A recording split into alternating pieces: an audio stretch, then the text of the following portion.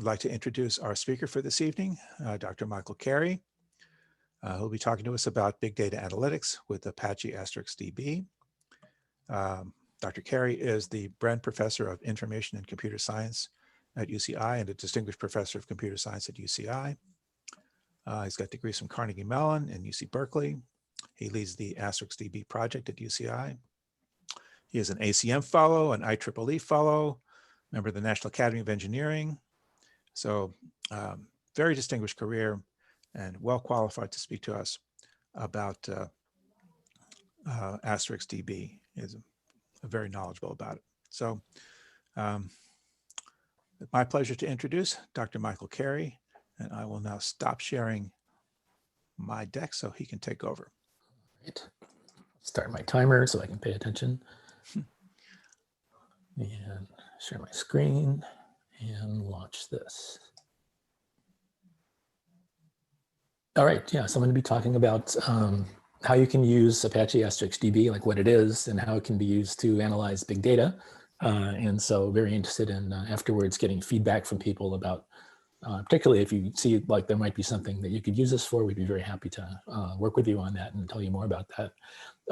The project started back in about 2009. So I moved from industry back to academia in 2008, and one of my colleagues at UCI and I decided to try to figure out what to do next, what I should do next. And we decided to kind of attack the big data problem. And so I'll be telling you kind of what we came up with. It's a joint project that initially was UC Irvine, UC Riverside, and UC San Diego. We still have connections with San Diego, but today we still have like joint project funding ongoing from NSF for UC Irvine, UC Riverside collaboration. And it's also sort of a product of the Apache Software Foundation, as you'll see. So I'll talk about that. All right, so the plan, time permitting, is I'll start by giving you some idea of what AsterixDB is, like why it is and what it is. And then I'll sort of take you through the language that we use, which is called SQL++. So it's an extension of SQL. When we first started the project, we had our own kind of proprietary language. And Yannis Papakonstantinou from UC San Diego sort of came to us later on and said, hey, I've got this thing that has the power of your language, but it's a SQL extension much more strictly. What do you think?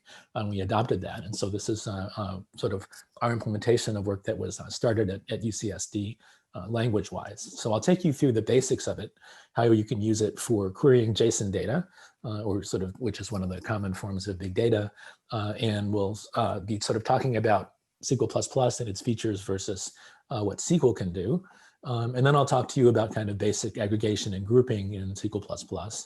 And again, sort of with respect to, this is how it's different than SQL also. And so before I go any further, maybe we'll do our first poll, which is just to give me a sense of how much SQL to assume. So how familiar the audience is with SQL.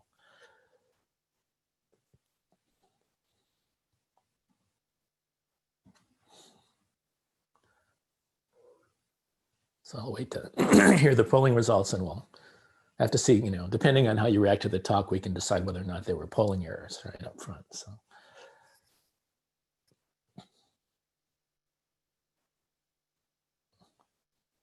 How are the results doing? So this is the media ready to call it?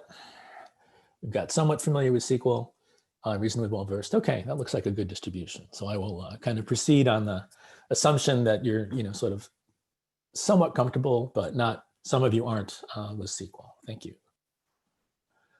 All right, and so once we've talked about the basics, I'll also get into some advanced features, again, time permitting, that come from SQL, but it can also be applied in a more general setting to big data. So things like what are called grouping sets and rollups and cubes. These are sort of the advanced analytical features of SQL, which are usually not part of the common knowledge. And then also some of the still more advanced features called window functions that are available in SQL. And then, sort of depending on what the time is when we get to that point, may also give you a little bit of a preview of some work that we're doing that's connected to AsterixDB about trying to sort of make AsterixDB a platform that's comfortable for data scientists. And I'll talk more about that. So that's the plan. So let me get back to focusing on the screen, and we'll start with the overview of AsterixDB.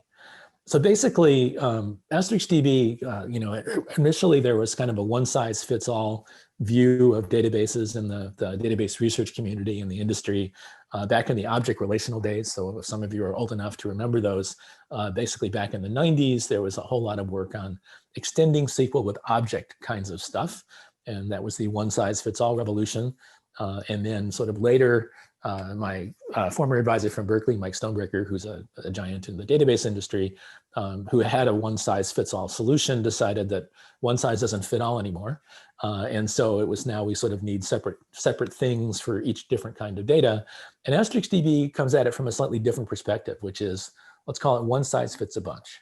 So we're not trying to solve everyone's problems, but we think we have a fairly general purpose platform that can attack a bunch of problems. And so kind of the wish list for something like that for us was we wanted to build a next generation data management system. We started in the days of kind of Hadoop and MapReduce and things, and did not feel as database people like that made a whole lot of sense. And the world, thankfully, has kind of moved on from that.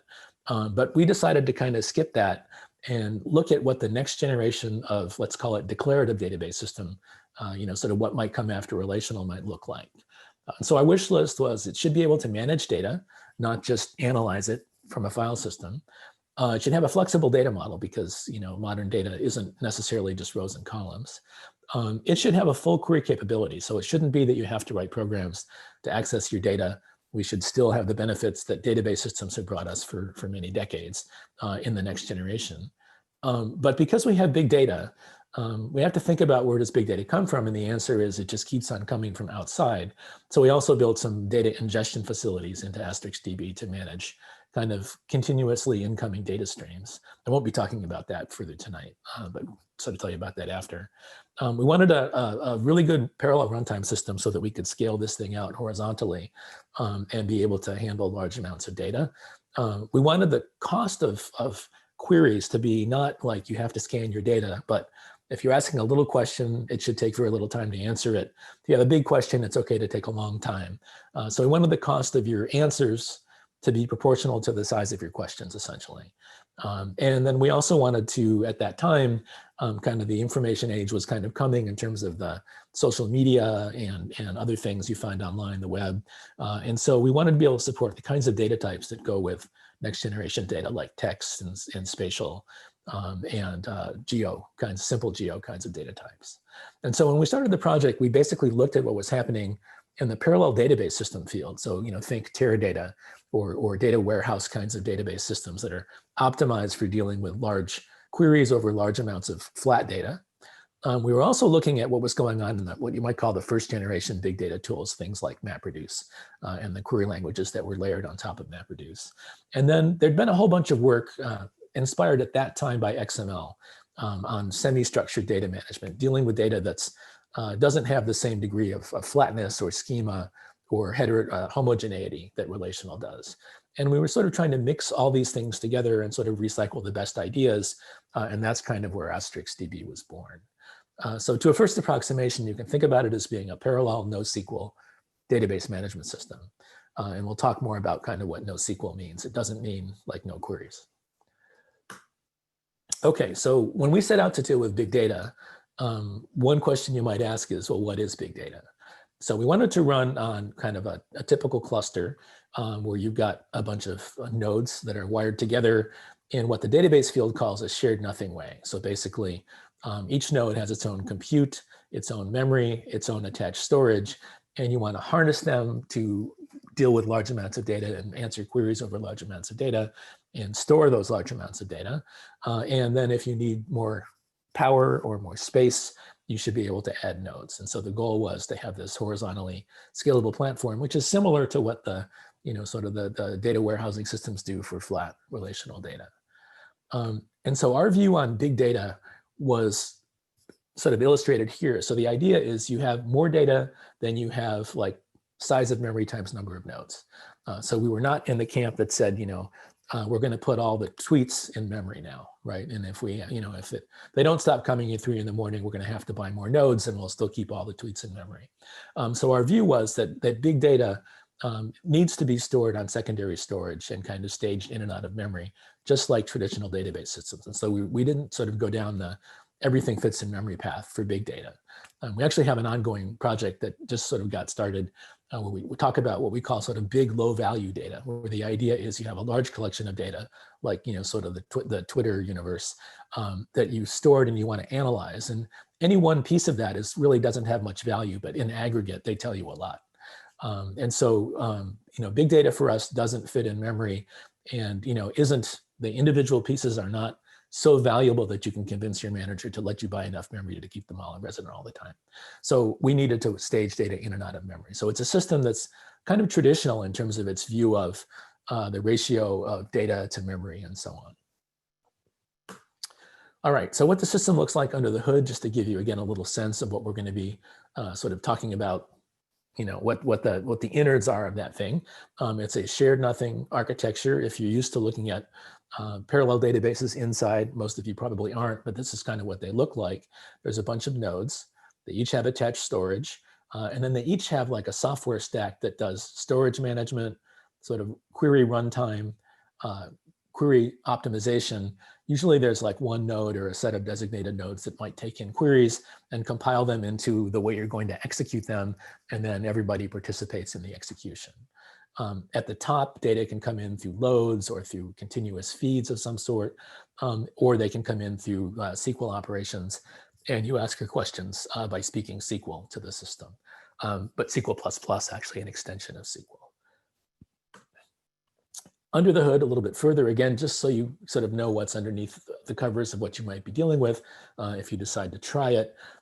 Basically, every node has its own storage, and the storage underneath our system is based on what are called log-structured merge trees, which is kind of the sort of the new cool way that people like to store large amounts of data.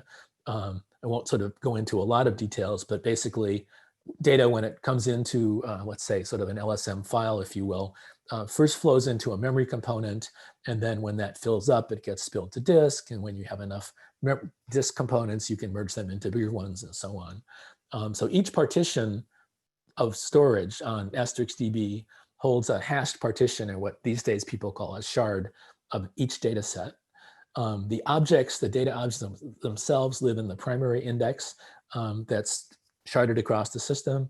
And then there can also be secondary indexes that are sharded across the system, and the entries in the secondary index that are related to some record are stored on the same node as the record that they're indexing. So they're called local indexes.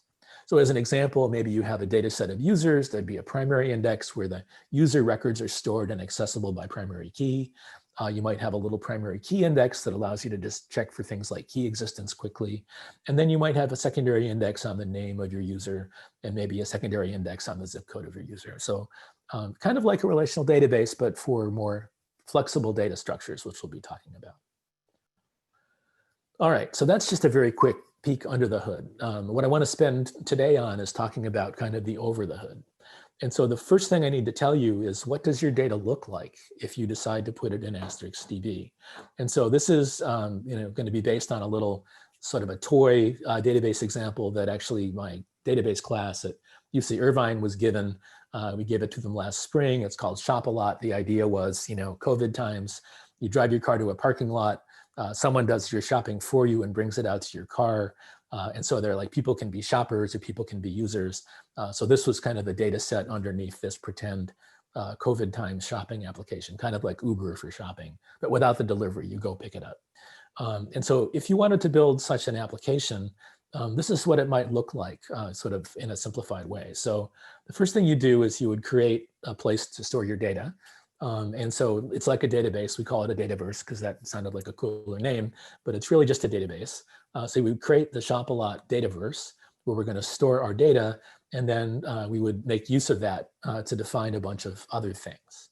So we can define a type called the users type, which is a description of a shopper.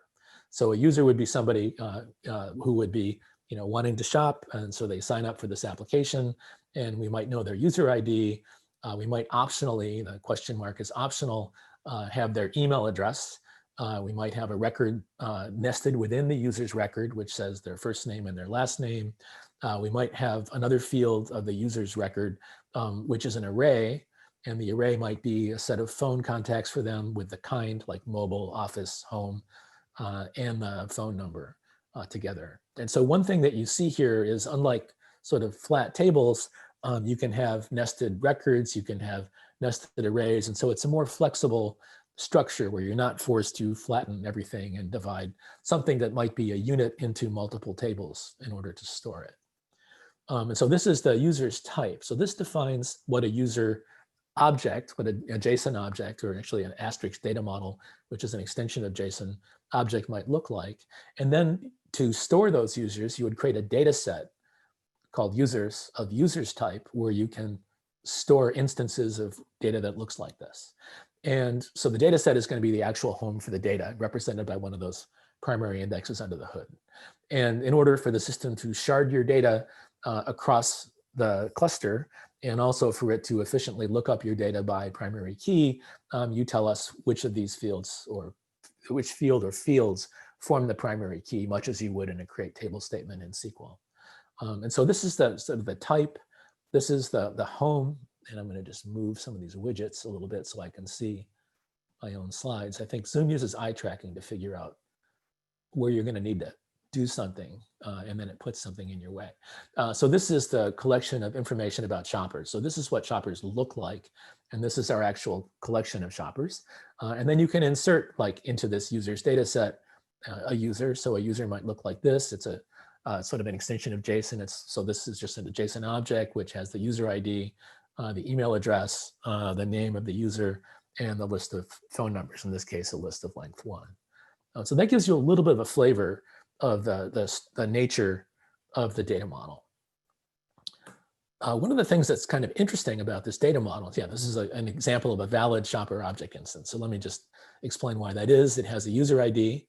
It has an email address. Didn't have to, because this said optional. Has a name with these 2 parts, and it has 0 or more phones. In this case, it has 1. So you can think of this type as being a kind of a description of what the data should look like, and then we can insert things into that data set if the data looks like it should, if it conforms to that description. All right, so one of the things that's interesting about AsterixDB is it's supposed to be dealing with flexible data. So there's a type nod that you can turn. And instead of defining all those details that we defined and maybe had wanted to define on the previous slide, we can be less specific about things. So we could, at the other extreme, say, well, I want to have users, and I'm going to have a user ID, but I'm really not sure what else I'm going to want. And so I'm not going to tell you about any of the other fields. AsterixDB has open typing. And so what you insert into users, you can still create a data set with this new type and tell us that the user ID is the primary key. And you can still insert that data into that data set, just as though you had given us, like, all the information on that previous slide. And in fact, you can go a little further if you'd like to. You can actually decide that you don't even want to sort of provide your own key. So if you can't afford a key, one will be appointed for you. And so you can basically say, I want a user ID, let it be a UUID, and I want it to be auto-generated. So then when you do inserts into users, rather than you having to provide and manage your space of user IDs, if it's not something you want to deal with, the system will add the user ID for you. So you can basically turn that dial all the way from, I'm going to tell you everything about my data type, to I'm just going to give you the name of the primary key, or in fact, give me a key and the entire content of that type will be defined by me based on what I insert into that data set. So those are all choices. Now, if you insert a record into this data set, the only thing we know for sure is that you want to have a user ID, which is a string. And so we'll make sure that whatever you're sticking in has a string. But if the rest of this is describing a cat or a product or a car, we won't know that, right? So we won't prevent you from storing whatever else you want into the user's data set. So the advantage of giving more schema information is that we can then check more that your data looks like you want it to, but it's completely up to you. This is, sort of, we sort of embrace data diversity. All right, so just to go through kind of the rest of the data that we'll be looking at when we look at queries, and it also to illustrate some other features, we could define a type to represent stores and a data set in which to store them. And so we might have a store ID, a name, and an address with these components. Again, a nested record inside a record. We might have a phone number, maybe just one for the store. And then we might have a set of categories, the kinds of things the store sells, as an array of strings. So we don't have to just have records and arrays of records. You can just have an array of scalar values like strings here if you wanted to, kind of like hashtags, if you will, for stores. And then we might have products, that's what our stores are probably for. And so we could have product ID, category, name, and description. That looks pretty relational. Maybe we'll have a list price, but we may not even want to define it. But some of the data could have list prices if we omit that. And we might want to, optionally, we could define that there's a list price and it's a float and it's optionally provided. We're not going to do that, and we'll deal with the fact that we forgot to do that when we get to that part of the lecture. All right, and then we might want to create a products data set, which is of that type. And then similarly, we might want to have orders and stock. And so the orders type might look like this. I won't go through it in all of its gory detail, but orders in the post-relational world can have items in them. You don't have to have like orders and line items and normalize things. The orders, the items that you're ordering are naturally kind of a part of your order. So each item has these pieces of information. And then you can also specify optional attributes, like some of the orders might have a pickup time if someone wanted to be specific about when they wanted to get it. And some of the orders might have a time fulfilled once they've been fulfilled. Like when the user has picked up their order, then we'll record when that happened. But if the order hasn't been picked up yet, then time fulfilled could be missing. And so this allows for that possibility. And then there's also, sort of the stock information and who stocks what. So that's going to be our database background in Asterix data model terms for the queries. All right, and just to give an example, here's one order, here's another order. This order has both a time placed and a time fulfilled. It has 2 items. This order over here has a time placed and a pickup time because the person who was ordering it decided they kind of knew when they wanted to get it, but it hasn't been fulfilled yet, so there's no time fulfilled. And so you can see that different objects can have different fields. They can be quite similar, but not exactly the same. And this one only has one item. This one has 2 items. And again, sort of shows the ability to nest little collections of things inside other objects. All right, so one of the things you'll be able to do, and I'll tell you how at the end, is you can, if you want, download and install and kick the tires of AsterixDB. If you do that, this is kind of the user interface that it has. And sort of, we decided if a white box is good enough for Google, a white box ought to be good enough for us. And so our interface is a white box where you can enter basically your SQL++ commands. Like I want to use the ShopAlot Dataverse, and I want to select the orders. If I want to select 10 of the orders, and you'll get your output over here, and you have some choices to, run the query. What language do you want to speak? We actually only support SQL++ now. We used to have Asterix query language in that. Some options of format, and you can execute the query. If you want to do, if you want to see the explain of the query, you can decide you want to see various levels of the processing that we do of the query. So this is what our user interface looks like, and I'll just walk you over to it quickly. And the other thing we'll give you if you're interested in playing is you can get the ShopAlot sample data and you can do queries over it. And it's a little toy database with 5,000 users, 400 stores, 20,000 orders, and so on. And so you can get this and play with it if you'd like to. Again, at the end of the talk, I'll tell you how you could grab that if you wanted to play. All right, so that's the background. That's AsterixDB, kind of why it is, roughly what it looks like, and what its data model is. And so what I'd like to do for the remaining time is sort of show you how you can make use of it from a data manipulation and particularly querying perspective. And so the first thing I want to do is talk about how it's like SQL. And so those of you who are familiar with SQL, you will sort of appreciate the differences. And those of you who aren't familiar with SQL, I'll try to sort of explain the SQL and also the differences at the same time. So one of the things you can do in SQL is you can select some fields from some table where some field matches some criteria, and you can limit how many results you get back. And you can do the same thing with the fields of JSON objects in our data sets. And so you could run this query against our system, and this would be, whoops, the result that you would get. And so sort of like relational, you get back records, but they look a little different when they're This is your record on JSON or on Asterix data model. And so each of the results has a user ID and an email, and it has the value extracted from the database. And we stopped after 3. Our criteria for selection was that the email address must match the pattern. This is ancient SQL regular expressions.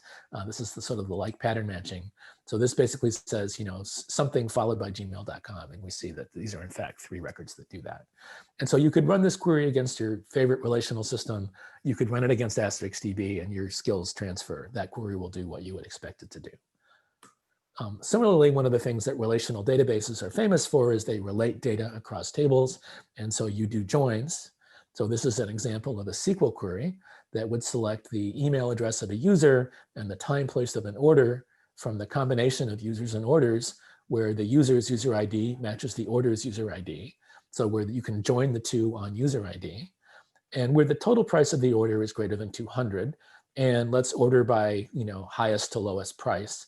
And again, let's stop after 3 because there's, you know, 20,000 somethings and we only want to deal with a few results.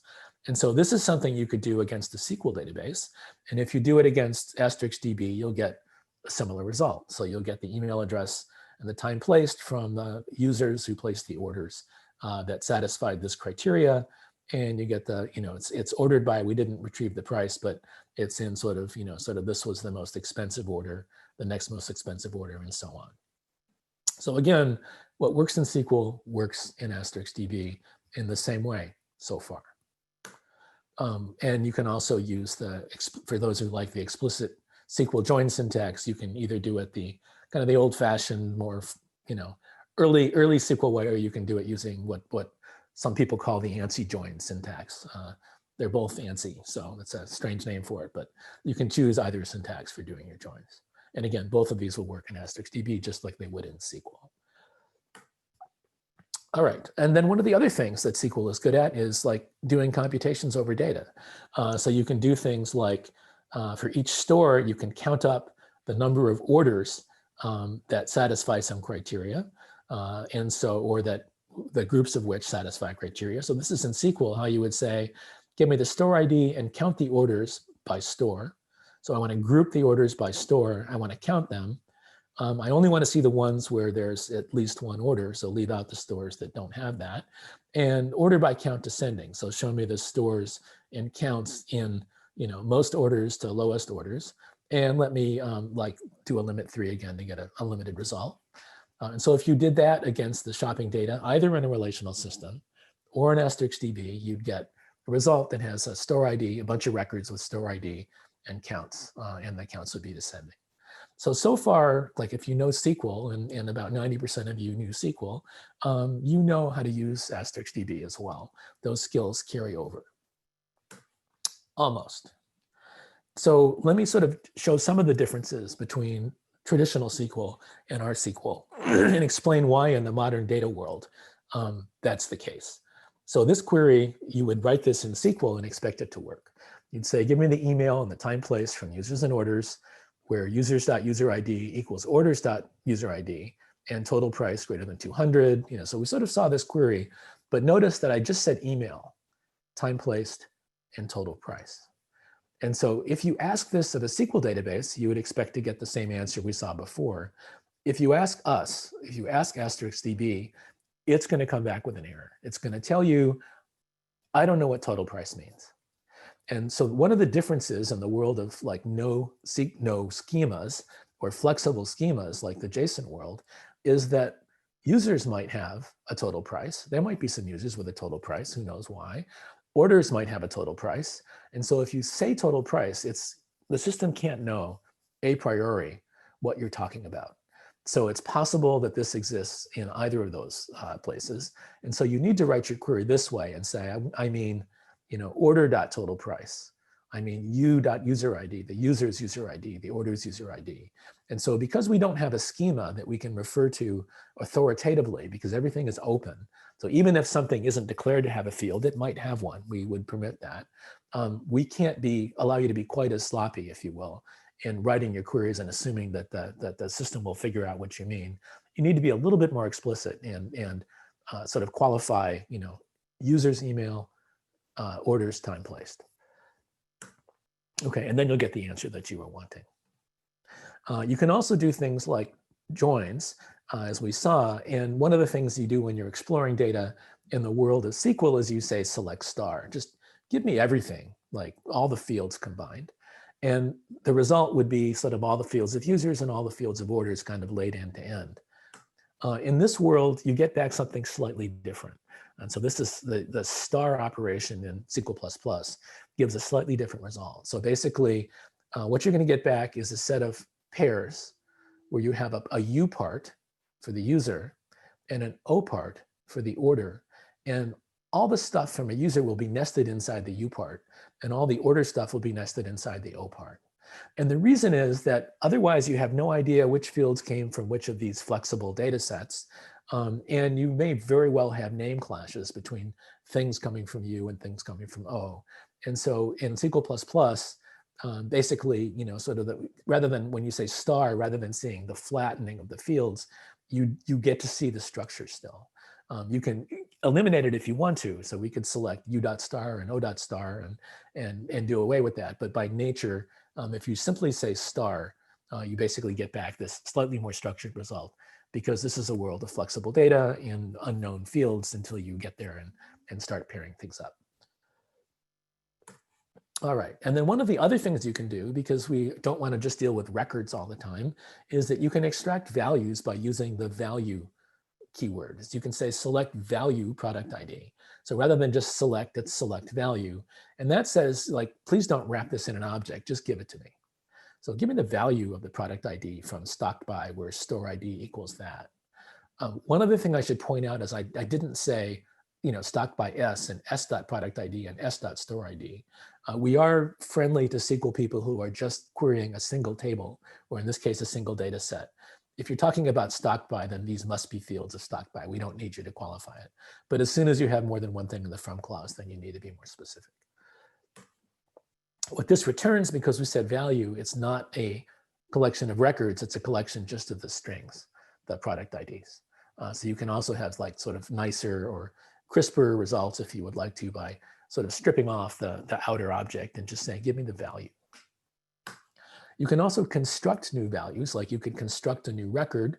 So we could basically go over stock by and stores and join them together for this particular store. And for each one of those, we could construct a new record before not known to the system, which has a store name whose value comes from s.name and a quantity whose value comes from the stock by quantity, and you would get results like this. So you can join things together, and then you can construct, you can put arrays and object constructors and things together to create new structured objects in the select list of one of these queries. And for this particular one, you could also say it kind of in a more traditional way. These two things are doing the equivalent thing, so that you can explain what's going on in SQL as it's basically constructing a record for each of the outer things. And then finally, you can also start creating nested data in the world of SQL++, something you couldn't do in SQL.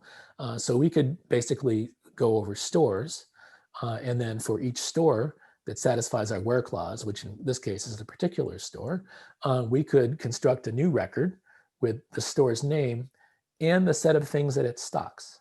So we can have a second field called stocks, which is a subquery. But unlike in SQL, where subqueries are supposed to return like one thing because the world is flat, this is actually going to be the set of items, the product IDs that store stocks. So with a query like this, you can basically create a result structure like this, where each object in the result has the name of the store, and it also has the list of product IDs that the store stocks, just as a list of strings in this case. So you can use the language to sort of construct and reshape and reform and do some transformation, if you will, from structured things to other structured things. It's sort of an interesting little lightweight ETL capability, if you will. All right, so it's time for a quiz. So let me tell you what this quiz is about. So there's 4 queries here, and one of them properly retrieves the orders that have the highest total price, and the other 3 have problems. And so I wanted to and this, by the way, I will explain to you what the answer is. And so this is just kind of a pretest to see how many people can kind of stare at this for 30 seconds and kind of make maybe an intelligent guess, or if you want, just a guess about which of these four, A, B, C, or D, retrieves the orders that have the highest price. So this would be our second poll.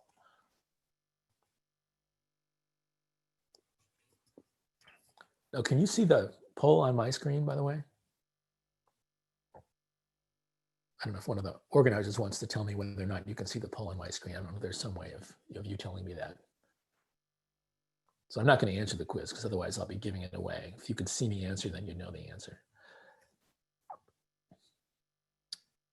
All right, so are we getting any responses? I want to see some numbers. You think it's A, B, C, or D? I'm not seeing. So I guess I have to submit before I can know. So I'll go ahead and just pick a random one and submit it. And let's see if we have any poll results coming in. All right, interesting. All right, so what happened is 7% of you got the right answer. And the others of you did something that looks perfectly right. All of these look right. And so the reason that they're not all right is an interesting thing to know as you go into the world again of no schemas and not having to flatten everything.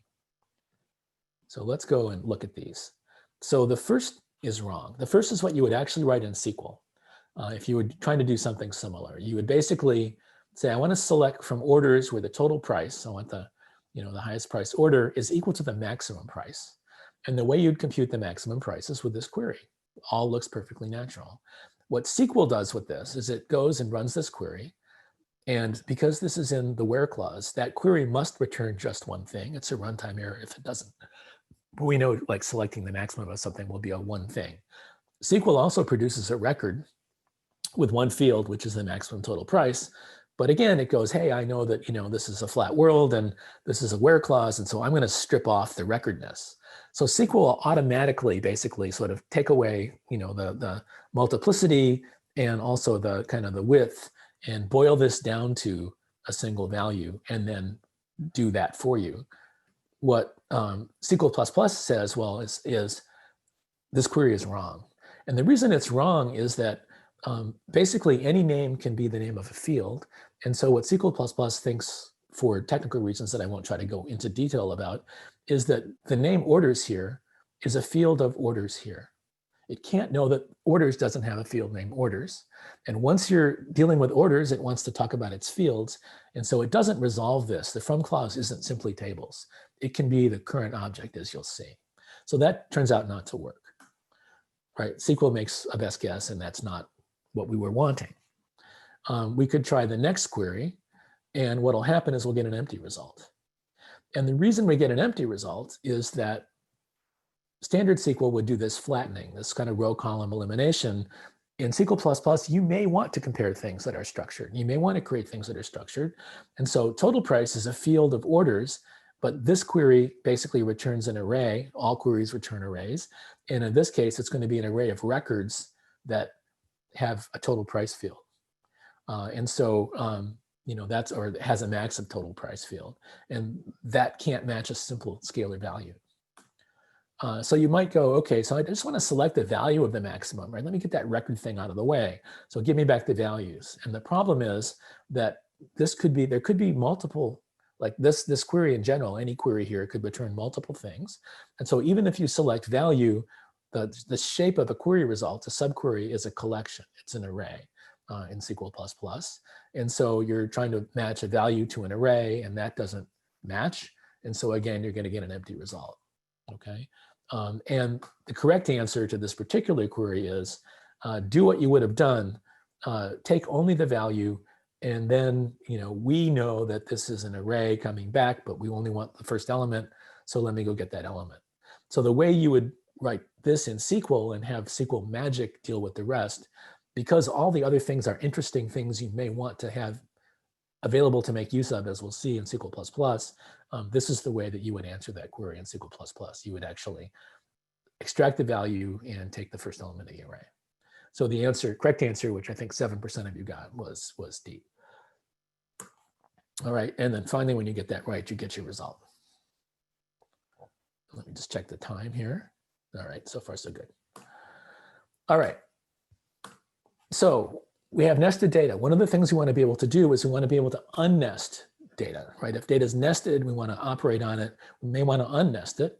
And so this query goes over the orders, and it gets the order ID, the user ID, the product ID, and the quantity from orders and the nested items. And so we want to unnest items so that for each order item in its or item set pair, we want to get this information. We're looking for a flat result in this query, and we want to do that for only showing the items that are greater than 30. So this shows you how you can like sort of dig into a nested portion of an object, and you can put constraints on it, you can flatten things, and get back something that looks like more familiar and relational if you would like to do that.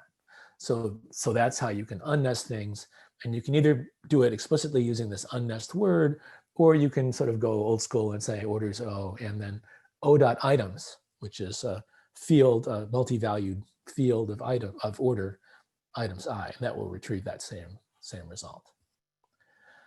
Once you have nested stuff, you need to ask queries over it, and you may want to make statements about something or everything. And so there's the notion of quantification in SQL++, where you can say, I want to select the user IDs, the value user IDs from orders, where some I in its item set is expensive. So this basically will select the orders where one or more of the items in O.items satisfies that criteria. And so we might get back this result if we were to run it on the ShopAlot database that you can download and play with. Sometimes you want to say something that's more of an everything statement, universal quantification, it's called kind of in the database theory world, and so or the logic world. And so you could select a value where every item is some extent of expensive. So this will retrieve things where every I in O.item satisfies that selling price, and that would give us back this result if we were to run it against the sample data. One thing to be careful about when you're doing these universally quantified things, when you're saying every, is that what the logicians gave us is a world in which if there's nothing in O.items, then the order satisfies this kind of vacuously. So for an order with no items, it would also satisfy this. And so if you're trying to be a little more careful, you might want to say, you know, find me the orders where every item satisfies that, and oh, by the way, there are some items. So that's how you would kind of deal with that edge case. And then you get back a result. Turns out to be the same result in this case. All right, and then you can also use those kinds of queries as subqueries. And so everything that I'm showing you as a query can be a subquery somewhere else. So it's a very composable, very rich query language. And if you were to do this query with that subquery, you would get these results. And again, you can sort of play if you want to download and try some of these things kind of after the fact for fun. All right, so let me talk a little bit about missing data. So remember that some of our data might have some fields and others of our data might have other fields. And how do we deal with that? How do we deal with missing data? You know, have I missed anything? And so if you were to run this query over orders, keeping in mind that not every order has time fulfilled, then what you could do if you wanted to find like the unfinished orders, you could find the orders from orders where, you know, some price is interesting to you and the fulfilled time is missing. So SQL has is null, and SQL++ has the possibility of a field being null or simply not there, missing, or you can talk about it being unknown. And so if we want things that are simply not there, we could do this query, retrieving the orders where it's not fulfilled yet because the fulfilled field is missing, it's absent from the record. The total price is, you know, large, and we could, if we wanted to, try to construct this order. Notice that if we do that, we're going to get something that looks like this, because if you try to put a missing field in the select list, for those objects that don't have it, they won't have those showing up. And since that's part of our selection criteria, we weren't expecting to see that. This is here simply so I can point out to you that missing information is transmitted as also being missing in the result of a query. We could also do something like this. We could more explicitly construct a record, again, using kind of the value syntax, and we would get kind of that same result. So missing information can be dealt with a is missing or is null or is unknown predicates.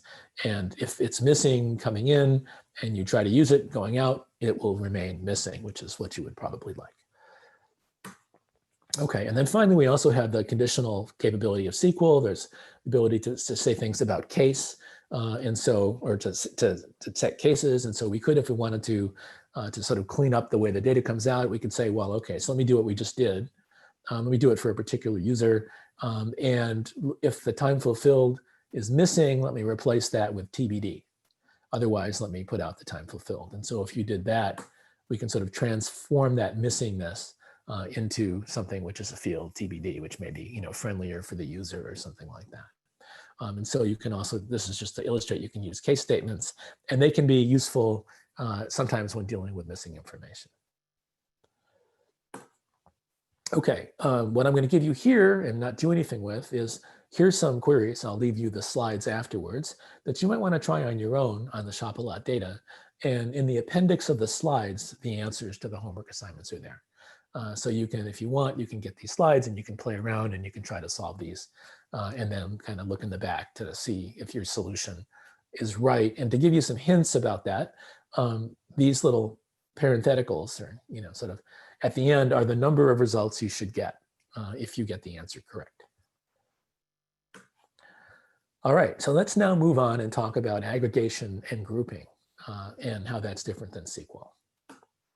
So in SQL, you can do things like select the address state. Well, in SQL, we wouldn't have a nested state, but we can sort of do a SQL-like thing and group by address.state, and we can count for each state how many orders there are. And that would give us a result that looks something like that. Okay, so that's kind of a sort of a natural SQL kind of thing. And the way that works in SQL is you can sort of think about the groups being formed under the hood and the pairs of stores and orders being there under the hood, and then the aggregation operation like count happening under the hood and the top coming out flat again with like Arkansas and that number. So in SQL, these like nested intermediate results are outside the data model. And so when you're explaining how grouping works to students, like I do in my 400 student online class this quarter, you kind of have to sort of go through some stuff that doesn't fit in relational, but it's kind of how you explain how aggregation and groups work. SQL has the limitation that everything is flat. In the world of SQL++, everything is not flat, and sometimes you just want to aggregate. Sometimes you just want to group, and you can do both. And so you can do things with like aggregation only. Here's an example where we join users with orders on the user ID, and want to order by order size descending. And for each of those joined users and orders, we want to know the user's email address and how many items are in the order. And so we're doing an aggregation, a count, but we're not doing any grouping. Like the items already are a group. That group is already in the data. So we just need to aggregate. We don't need to group. And so in this case, we can use the array count function in SQL++, which basically just does the aggregation part and says how many items are in that array. And we would get a result that looked like that on our sample data. We can also do, sort of things like select the maximum price from products.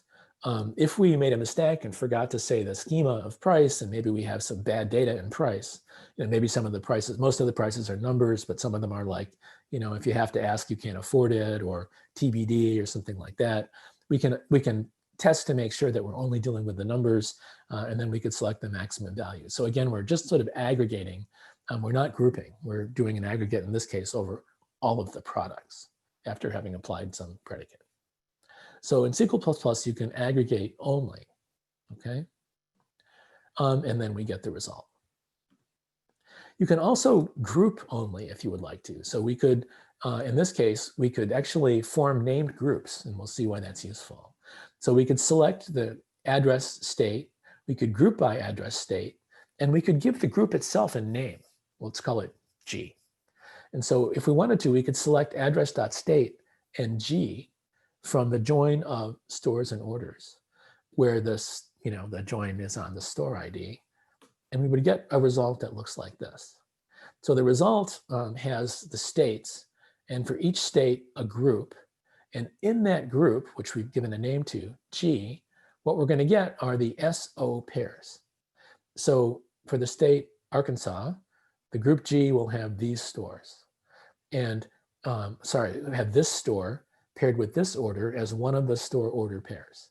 So this is sort of one of the stores in our sort of strange data where there's a Houston, Arkansas. I don't know that that's really true. Maybe there is actually. Somebody can check that. Let us know in the post Zoom session. And then here's the order. So this store and this order are a pair, and we can create a group of all such pairs within a given state. So we can group by state, but rather than aggregating, we're just keeping the whole group and giving it a name, and we're seeing it in our output. So you can aggregate only like we did previously, or we can group only. And so let's see. Yeah, so if we do SQL++ aggregation only, we can also basically do things like this. So we can like get the email address and get the order size like we did. We can get the maximum list price, and we can explain that by saying, okay, we're actually computing the array max, the aggregation only of the result of selecting the prices from products. So you can explain some things, and things stay inside the data model because it's richer than relational. Things that kind of otherwise kind of happen magically behind the scenes in SQL. Okay, and get the same result. And then you can also query over the groups. So if we were to take stores and orders and join them and group them by address state and give it a name G, we could then select the state and a query over G. So we can say, rather than seeing all those ugly pairs, we could actually go and pick out the store ID, the store name, and the order ID. And this is any query over the group, and we would get a result that looks like this. So for Arkansas, there's a bunch of SO pairs. We gave that like a name for the subquery, and this store, this name, this order ID, and so on. So you can create sort of these rich nested structures from rich nested data, or even you can nest things that didn't used to be nested. Again, you can kind of structure your data, query your data, and create groups and operate on those groups very nicely in order to analyze your big data, which may be nested and may be variant in its structure. All right, and you can even explain now, kind of like, I won't go through it in detail, but you can kind of explain that, well, this is what you could say in SQL, this is how it's really working. It's really doing an array count of a group after having formed the group.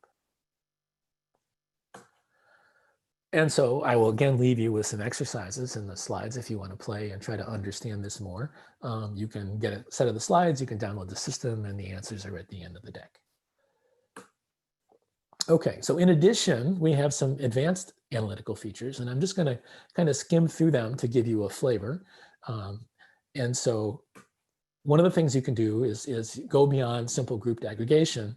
SQL has things called rollup, cube, and grouping sets, and it has more features called window functions, and SQL++ also has all of those more analytical features. And so let me just give you a very quick tour of those. So let's start with grouping sets, rollups, and cubes. So the first thing we're going to look at is rollup. And so sometimes you don't just want like the maximum value or a simple grouped value. You have like a hierarchy of things, and you kind of want to know hierarchically what is the aggregate value. So here we might say, I'm interested in states and cities and the count of stores in that state and in that city. For states that start with C, and I want to group by, rather than grouping by address, state, and city and just getting one output for each of those pairs, I want to group by the roll-up of state and city and then order this way. What's that about? Well, basically what I want is I kind of want to get, sort of the overall answer, and then I want the answer by state, and then I want the answer by state and city. Basically, I want to get a result that looks like this. So the overall set of stores in my data set, there are 25 for address state that starts with C. And then some of those states are, one of those states is California. And so California has 23 stores. And within California, Acton has one, Arroyo Grande has one, and so on. And so this allows you to kind of see the overall total, and then the subtotals, and then the subtotals, and so on if you use rollup. So you can do that to kind of analyze your data and get sort of some more interesting analytical results. In this case, there's this hierarchy, right? Because there's the universe, and the universe is broken into states, and each state is broken into cities, and so it sort of makes sense to do this kind of subtotaling up the hierarchy. Sometimes it's not a hierarchy. Sometimes it's dimensions. And so you can do something similar for address.state, maybe in year. If you're interested in kind of knowing what are the totals by for everything, what are the totals within states? What are the totals within states by year? What are the totals for each year? And what are the totals like for each state within each year? You can do what's called the cube, sort of look at the, if you will, the cross product of the fields. So you're basically sort of, grouping by, you sort of doing the union of a whole bunch of things. Here's the total, here's some subtotals, here's some sub-subtotals, and so on, all the way down to the details. And to not sort of go technically into how these are equivalent, let me just sort of show you what the result would look like. Overall, sort of the total sales, adding up all the sales gives us this number. If we break it down by year, we get these numbers. If we break it down by state, we get these numbers. And then we also get kind of all the pairs of state year. So again, this allows you to do what people sometimes call sort of like cube analysis of your data. And now you can do that for your semi-structured data as well as your sort of flat relational data. And so that gives you a sense of sort of roll-ups and cubes, and grouping sets are kind of a generalization of that. I won't go into the details of that. And then we also support something called window functions, which we get from SQL and then sort of do what SQL does with them. So let me give you a little taste of some of the kinds of things you can do, again, without really trying to go into all the detail, because you can sort of explore them on your own more if you would like to. So if we do some windows, so a simple window, a window is basically kind of a range of your data, and it allows you to compute some things. A window function has the structure like window function over something. So what are we doing? So we're saying, I want to get the category from products, and the product ID from products, and the list product for products, and I also want to get the rank of the data. And so I want to order my data by list price descending. So most expensive to least expensive. And then for each of these results, I want to know what's the rank of that. So for each product, give me this part of its data, and also tell me its rank in the list price descending order. And we'll call that value rank. Again, let's do a little data cleaning in a query because we have possibly semi-structured data, and let's only look at the numeric prices. And then we want to order by rank. And so this sort of adds this rank information to each record, and we would like to see the results in that order as well. So we'll actually ask for the output to be in that order. And we would get something like this. So there's meat and seafood is a category. Here's a product in that category. Here's the list price from that category. And this is ranked 1. Right? This is the most expensive item product in the database. And then we have another category, meat and seafood, product ID this, which is rank number 2, and that's its list price.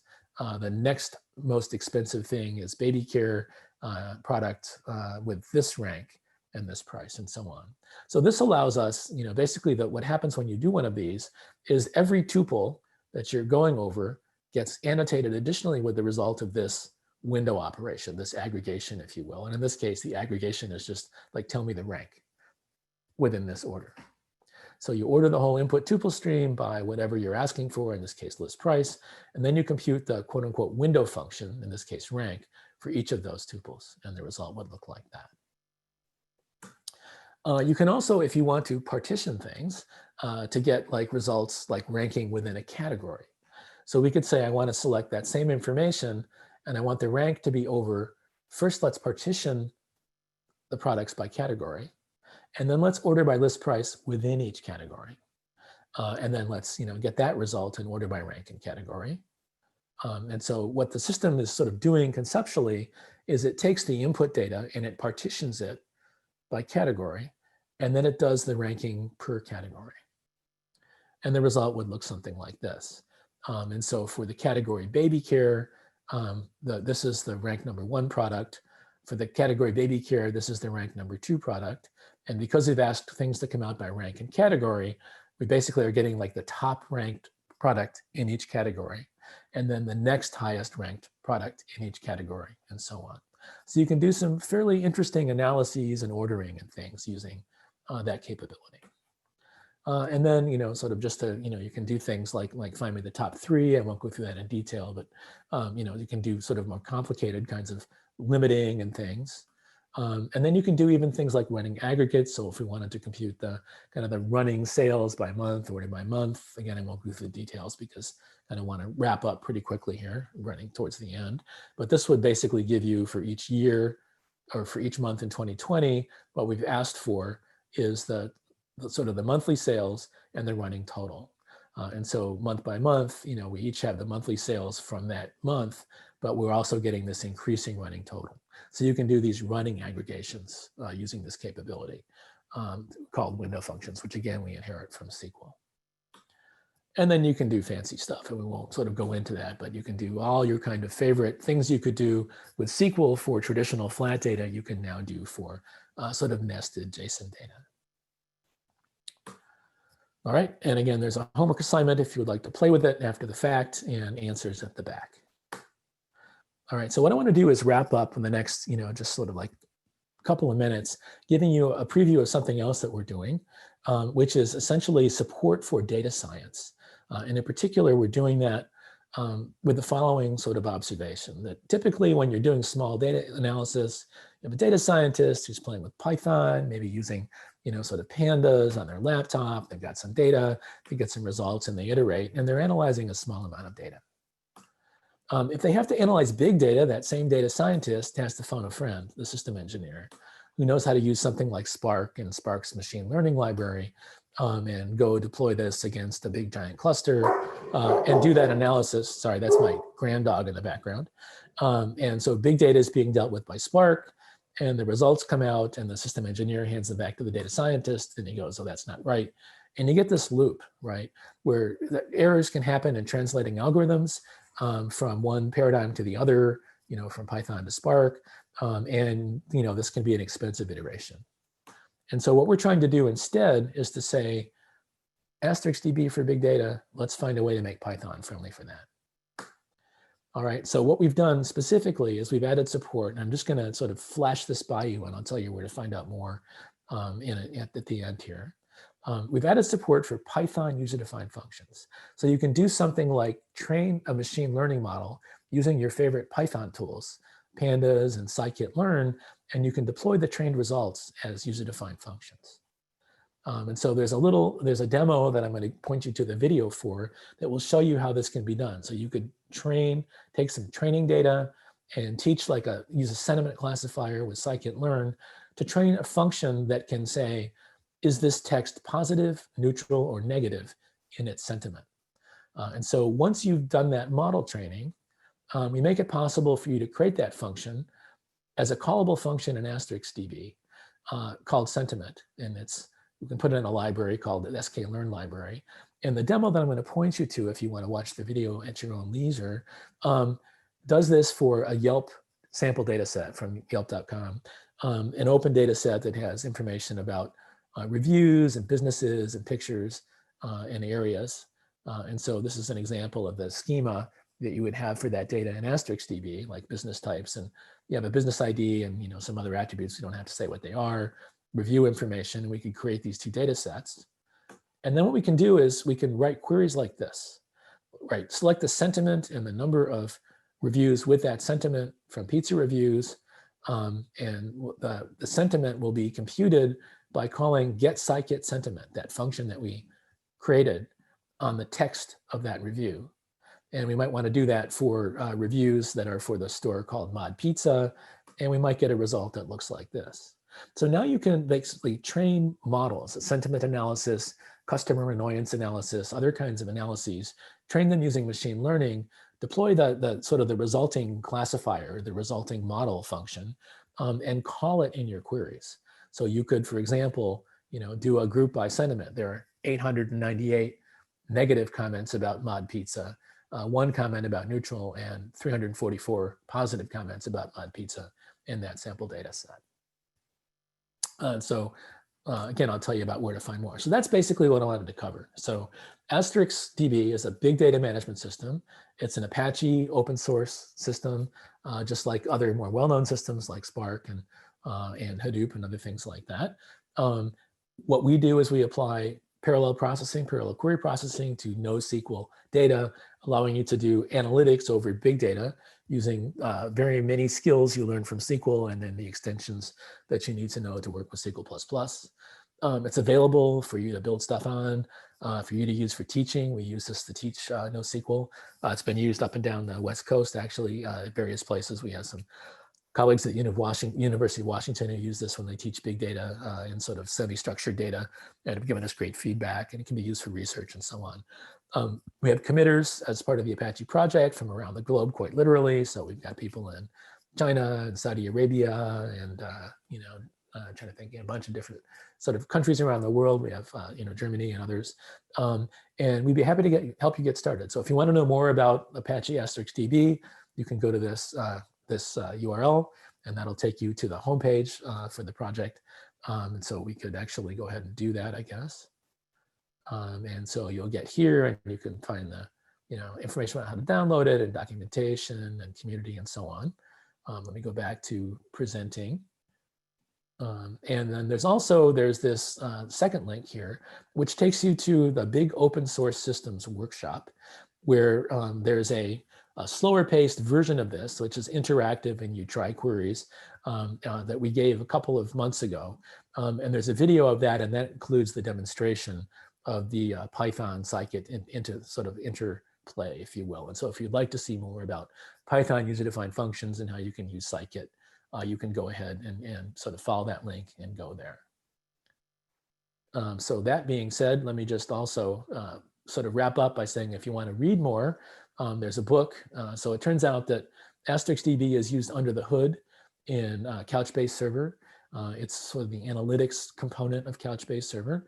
And the language Nickel is spoken both by the query service and the analytics service in Couchbase servers. That's another place where you could use these skills in addition to Apache AsterixDB. This book is a really cool book about the language. I don't know if those of you who are old enough to remember who invented SQL, but it was a pair of people, Don Chamberlain and Ray Boyce. Tragically, Ray died about a year after SQL was first invented. And so Don is the sole surviving parent of SQL. That's the Don Chamberlain of SQL who wrote this book for us. So he also is a former colleague of mine from IBM. Probably my greatest achievement is I got to be his manager for a couple of years. So it's just fun to be able to tell people. And he wrote this nice book about SQL++. He's a wonderful author, and it's a very clear book. And so I would recommend that if you want to know more. And on that note, I will leave you with the AsterixDB logo. Go to the website, check it out, and I will open it up for any questions. Let me stop sharing, I guess. And we can also then move into the kind of the Zoom chat later after we run out of our sort of local questions time. Well, thank you very much, Michael. I'll try to start by throwing the questions at you that came in through the Q&A. Okay. If we can get through these by 8:30, then we can move on to our Zoom meeting where people can ask their questions themselves. So there were a few acronyms that you threw around early in your presentation, and they popped up in the Q&A. So the first one is from A. Windsor Brown. What is LSM in LSM Tree Manager? Oh, okay, yes. So LSM is like the hot new thing in storage. It's actually not that new. It was actually invented many years ago. It's called log structured merge trees. So for those of you who are familiar with B trees, they're an update in place structure. The nodes in B trees are basically disk pages, or in this case, SSD pages now in modern storage. They're pages of secondary storage. And you have this sort of tall, or not very tall, sort of wide data structure that's used for searching. And these are underneath pretty much all relational databases called B trees. The LSM tree is a variation on a B tree, log structured merge tree, where rather than updating B trees in place, all new data goes into a memory component. And then when that memory component fills, like it's now got a whole bunch of data, you write it sequentially to disk as a disk component. And it's a B tree, but it's like one little B tree. And then the next memory component fills up and you write that to disk. And now your B tree is a union of these two B trees. And what's nice about this is that you're basically taking the random access that's going into the main structure, and you're turning those IOs into sequential IOs. And so the nice thing about LSM trees is that they can ingest data quickly because they're writing at sequential speed rather than writing at kind of random access speed. Bigger deal when there was disk, but it still can be very helpful for SSD. And Google popularized these. And now everybody's doing it. Sort of all the major storage engines are now all based on LSM trees. And actually, one of my students wrote a very nice survey of LSM trees. I can point people out if they're interested. Okay, but it's log structured merge tree. I messed up because I needed to introduce a poll that we normally do as our very first question, and Okay. that poll is going to be asking people to identify with their affiliation. So Okay. we want to find out how many folks come here through the IEEE and how many Okay. folks come here from the other chapters and student groups and stuff like that. So if you could pop that poll up, I can see it. So yeah, if you're a member of one or more of these organizations, please check as many boxes as you can and submit that. And so we'll get a better idea of where our participation is coming from other than our Orange County ACM chapter. All right. Let's see. From Vasilis, well, actually, this is a job announcement for AsterixDB at UC Riverside. Yeah. So that's not actually a question for our presenter, but I sent an email as soon as you said you were interested in posting jobs. And so we have a staff position at UC Riverside to work on that side of the AsterixDB project. And so we thought we would take an opportunity to invite all of you to apply if you're interested. All right, very good. Question for Windsor. Thought I heard you say that fields can confuse a select query when field names are the same in different tables. Does aliasing make a difference? Yes, you can use as to rename fields. And so you can sort of solve that problem by renaming. But when you're referring to them, like kind of in the wild, if you don't qualify them, like the system, again, without a schema, just can't know, is that the time field of the order object or the time field of the product object when you say time. So you need to say O.time or P.time. So if the input data doesn't have a schema, and none of the data has a mandatory schema in this world, you do have to indicate, once you're dealing with more than one data set, like which data set's possible name are you dealing with? All right. From Ansel, how does AsterixDB compare with the other big data systems, I guess, in terms of performance, such as MongoDB, Snowflake, etc.? Got it. So let's see. So we've done some of those comparisons in the past. And so I can point you sort of after, if you'd like, at some papers that have those studies. So when we first built AsterixDB and we were wanting to prove the one size fits a bunch conjecture, we actually built a little benchmark, which became known as Big Fun for big data functionality. And that benchmark has a bunch of kind of fairly simple queries, sort of single table and multi-table queries, but nothing super complicated. And we ran it against AsterixDB and MongoDB to be another, sort of representative of the open source, or not the open source, but the kind of the open schema, the no schema world.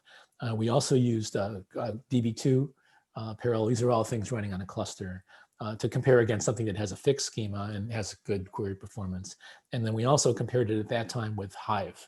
And Hive was storing data in kind of its compressed columnar storage. I forget whether it was RC files or ORC, what the format was we used. But we did an initial benchmark. And so in one of our papers, we did that test and we found basically we performed quite comparably. We were very happy that we were able to, with a Java-based, carefully written Java-based thing, have roughly comparable performance.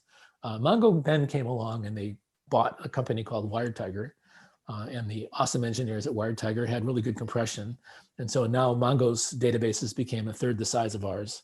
And then we lost some performance there.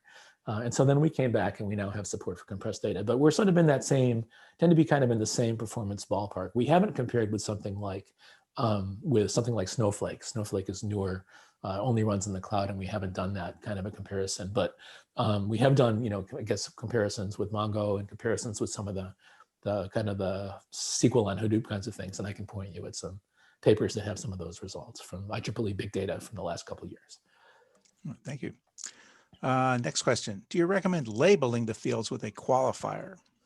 Like in the result of a query, I guess, maybe you mean? So saying something like select as, or are you thinking of a string name? I'm not sure if I understand what the questioner is thinking. That's all it stated. So okay, so maybe we can take that one in the Zoom room and sort of first figure out what the dig down in more detail on it. Yes. Next one from Mark. What's the best way for interested developers to get involved with the project as contributors? Fixing issues, contributing, testing, or What's the best way to get involved? Any of those things I think would be good. And so I would say contact us. Yeah, starting to maybe pick up issues and fix issues. Testing was always something good. We're also, like, we always have some of these cutting edge features, like something like the Python integration, where it's quite untested at this point. So one could sort of build some sample applications using some of the advanced features. Could be fun to compare. Like, we haven't done any benchmarking of some of the most advanced features, sort of the cube and roll up and window functions. And so, sort of doing some testing of those things could be fun. Lots of possibilities, and we'd love to talk to you about that. Here's another acronym that came in just about the same time as the LSM. What is the ADM in ADM objects? Okay. So when we first started, I had been in industry for like a while. So I taught at University of Wisconsin for 12 years, and then I went to industry for 13 years and was haunted by standards. So the SQL standard, you got to, adhere to the standard, and then went to BA systems, and we were doing work on XML, and there are the W3C standards. Got back to the university world, and we went, no more standards. We're going to invent our own data model. We don't care, it's not a standard. So we invented the Asterix data model. We were inspired by JSON, but it's an extension of JSON. And the question we asked was, if I were JSON, but I wanted to be a data model when I grew up so that I was more suitable for databases, what am I missing? And one is JSON doesn't have enough data types. It doesn't have, spatial data. It doesn't have, temporal data. And so we added more data types. And so that's one of the ways in which ADM is a superset of JSON. And then most of the time in relational databases, or actually databases, I should say in general, you don't really care about the order of something. Like, sometimes you want an array, but oftentimes you just want a multi-set. You just want a bag of stuff. And so we also extended JSON with the concept of a bag, basically of a multi-set. And so it's an extension. It stands for Asterix data model. And it's sort of JSON++, if you will. Very good. Question from Jared. So sorry if this was answered. How would you handle referential integrity?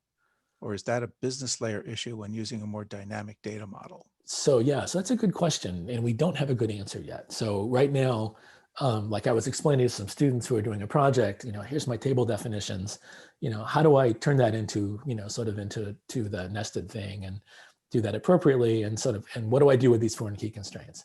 And the answer is, they're really information you give to the database so that it can enforce them for you. And we don't do that enforcement yet. It doesn't generally use them, sometimes for fancy query optimization, but in general, they're really they're information about what the connections mean, but the queries aren't influenced by them. You query, you follow those paths. You can still follow those paths, those connections in AsterixDB, but we won't maintain that integrity for you. And the reason is, when you start getting data on a really big cluster and something here might point to something on some other node, when new data arrives, it can be quite expensive to check the foreign key constraints. And so we just sort of decided not to go there yet. But it would certainly be a valuable extension to the system. And so maybe to link that to one of the previous questions, it could be interesting to look at, how would you do reference integrity enforcement in our project? Here's a follow-up to the question about labeling. He says what he meant was labeling the fields, for example, O.date, U.date within the orders table and users table.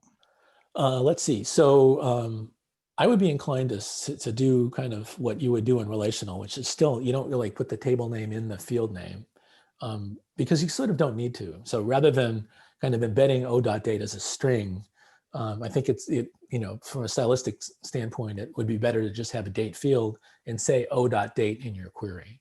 Like you're starting in some sense to put more, I think, TMI, another acronym, too much information in the field name at that point. And so I think you kind of want to keep field names to be kind of logical things like they are in the normal relational database, or names of things, and not start putting structures that you might then want to query themselves.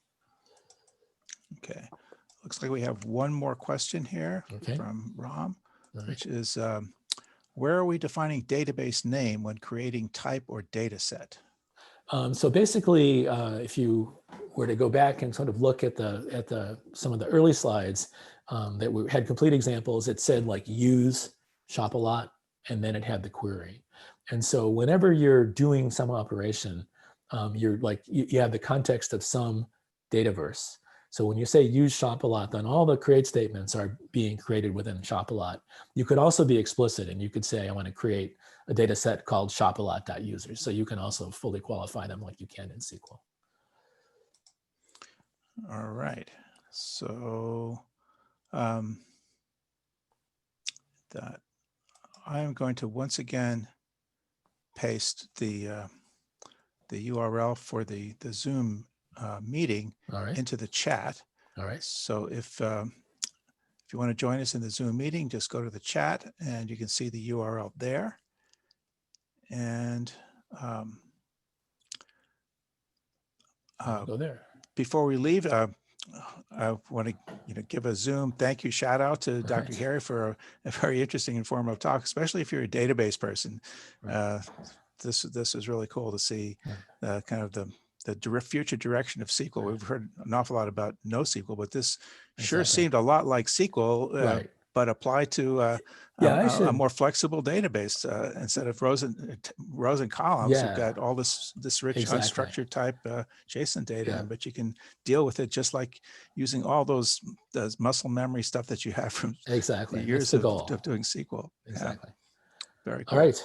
So we can talk more on the other side, the other wall. Okay, just one last shout out. Remember January, it's the 5G revolution, and March is going to be personal privacy, data privacy, and the new California law. So check out our meetup site or our website to join us for one of those presentations. And for now, go ahead and go over to the Zoom meeting, and I will leave you here and see you over on the other side. All right. Thanks, everybody. Thank you, Dr. Carey.